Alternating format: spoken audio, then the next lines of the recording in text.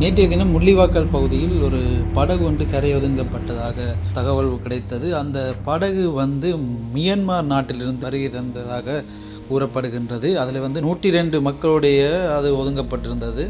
அதில் 35 சிறுவர்கள் உள்ளடக்கப்பட்டு அனைவரும் உடல் சுகவீனமாக 3 நாட்களாக உணவுகள் இல்லாமல் அவர்கள் மிகவும் ஒரு சோர்வான நிலையில் காணப்பட்டிருந்தனர். இதை முள்ளிவாய்க்கால் மக்கள் அவர்களை இறக்கி கொண்டு நாங்கள் அவர்களுக்கு உணவு அளிக்கிறோம், நாங்கள் அவர்களை ஓய்வெடுக்க செய்வோம் என்ற மாதிரி கோரிக்கை விடுத்திருந்தனர். இருப்பினும் இராணுவத்தினர் அதனை மறுத்து அவர்களே உணவு கொடுத்து அவர்களை நேரில் பார்த்த வைத்திய அதிகாரி மற்றும் மாவட்ட கடற்தொழில் நீரியல் வள திணைக்களத்தின் பிரதிப்பணிப்பாளர் இவர்கள் குறிப்பிட்டதுதான் அவர்கள் சோர்வாக இருக்கின்றனர் என குறிப்பிட்டனர்.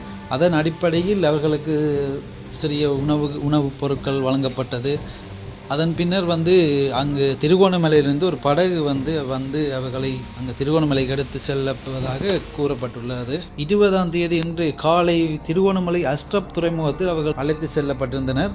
குறித்த நபர்கள் திருகோணமலை நீதிமன்றத்தில் முன்னிலைப்படுத்தப்பட்டு பின்னர் நாமக்கல் வித்தியாலயத்தில் தங்க வைக்க ஏற்பாடுகள் செய்யப்பட்டுள்ளன. இவர்கள் மியன்மாரில் இராணுவ புரட்சியினால் நிறைய மக்கள் இடம்பெயர்ந்து செல்வது வளமை. அதன் அடிப்படையில் வந்தார்களா அல்லது எதற்காக வந்தார்கள் என்றும் தெளிவான தகவல் கிடைக்கப்பெறவில்லை.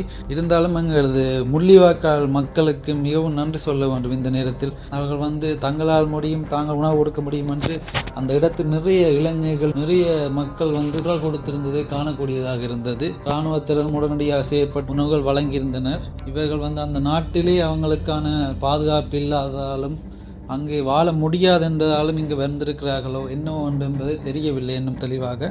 ஆனால் இது நீங்கள் பார்க்க போனால் மியான்மரில் இது நிறைய காலமாக நடக்கிற பிரச்சனை தான். ஒரு இப்படியான பிரச்சனைகளால் அவர் இடம்பெயர்ந்து செல்வது, அது அவர்கள் திசை மாறி இங்கு இலங்கையை வந்தடைந்திருக்கலாம் எனவும் கூறப்படுகிறது. எது எப்படி என்று தெரியவில்லை. இன்று நீதிமன்றத்தில் அவர்கள் என்ன கூறியவர்கள் என்று தகவல் கிடைத்தால் உங்களுக்கு நான் அதை அடுத்த வீடியோவில் கூறுகிறேன். நன்றி, வணக்கம்.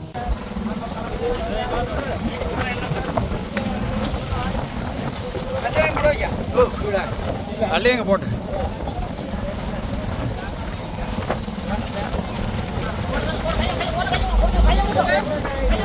கையோட போடு.